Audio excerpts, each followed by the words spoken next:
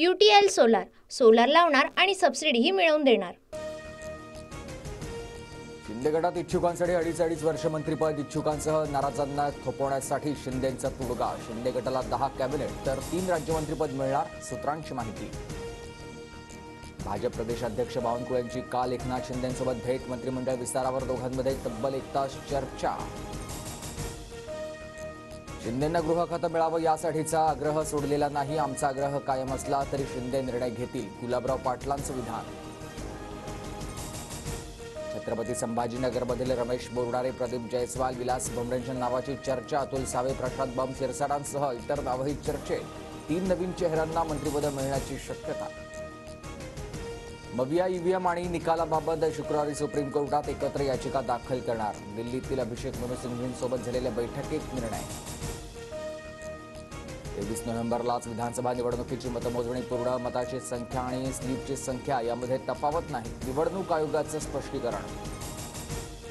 Ballot पेपरवर मतदान न झाल्यास जिल्हा परिषद निवडणुकीतून मतदान करणार नाही, मार्कडवाडी ग्रामस्थांची आक्रमक भूमिका। निवडणूक निकालाला 18 दिवस पूर्ण, तरीही काँग्रेसच्या गटनेत्याची निवड नाही, गटनेता निवडलेला नसल्यामुळेच पक्षातील नेत्यांची अस्वस्थता वाढली, सूत्रांची माहिती। 100 शकुनी मेल्यानंतर 1 शरद पवार जन्माला आले, गोपीचंद पडळकरांची पवारांवर जहरी टीका, तर पडळकरांसारखे 5 उंदीर शरद पवार नाश्ताला खातात, उत्तम जानकरांचा पलटवार। बॅलेटवर निवडणुका घेण्याचं पत्र आणा आणि आम्ही राजीनामा देऊ, पटोलेंचं आव्हान, तर बॅलेट पेपरवर 1 निवडणूक घेऊन संशय दूर करायला हरकत काय, उत्तम जानकरांचा निवडणूक आयोगाला सवाल। संविधान पुस्तकाचा अपमान केल्याचा आरोप करत परभणीत आंबेडकरी अनुयायी रस्त्यावर रास्ता रोको, रेल रोको, बसवर दगडफेक केल्यानं तणावाचं वातावरण, आज परभणी जिल्हा बंदची हाक। बीडच्या मसाजोगमधील सरपंच संतोष देशमुख हत्या प्रकरणाला हिंसक वळण, संतप्त जमावानं एसटी बस पेटवली, हत्या प्रकरणाची सीआयडी मार्फत चौकशी होणार, पोलीस निरीक्षक निलंबित। बांगलादेशातील हिंदू समाजावरील अत्याचाराविरोधात राज्यभरात उद्रेक, सकल हिंदू समाजाच्या वतीनं राज्यातील अनेक भागात मोर्चे। राज्यात बनावट औषधांचं धक्कादायक रॅकेट उघड, 5 बनावट कंपन्यांच्या नावे, महाराष्ट्रातल्या 11 जिल्ह्यात गोळ्या औषधांचं वितरण, विरोधकांच्या टीकेनंतर सरकारकडून चौकशीचे आदेश।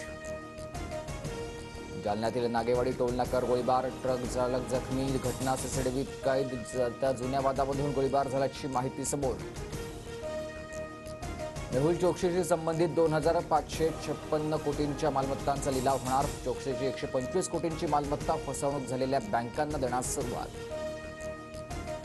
कुर्ला बस अपघात प्रकरणातील मृतांचा आकडा 7 वर, आरोपी चालकाला 21 तारखेपर्यंत पोलीस कोठडी, ऑटोमॅटिक गाडी असल्यानं क्लच समजून चुकून ॲक्सिलेटर दाबला, चालकाचा जबाब।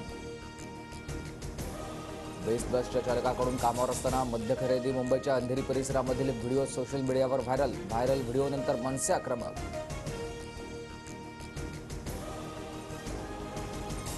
वर्ध्यातील वाघोली जिल्हा परिषद शाळेतील विद्यार्थ्यांना पोषण आहारातून विषबाधा, 47 विद्यार्थ्यांवर उपचार सुरू, 7 विद्यार्थ्यांना उपचारानंतर सुट्टी। वैद्यकीय अभ्यासक्रमाचा लेखी परीक्षांसाठी आता आरोग्य विज्ञान विद्यापीठाच्या प्रश्नपत्रिका ईमेलद्वारे पाठवणार, 7 दिवसात 2 पेपर फुटल्यानं विद्यापीठ प्रशासनाचा निर्णय।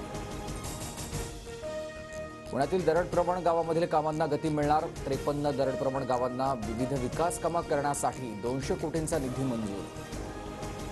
धुळे जिल्ह्यात तापमान 4 अंशांवर, हंगामातील सर्वात कमी तापमानाची नोंद, पांझरा नदी किनारी फिरणाऱ्यांची गर्दी वाढली। UTL सोलार लावणार आणि सबसिडीही मिळवून देणार।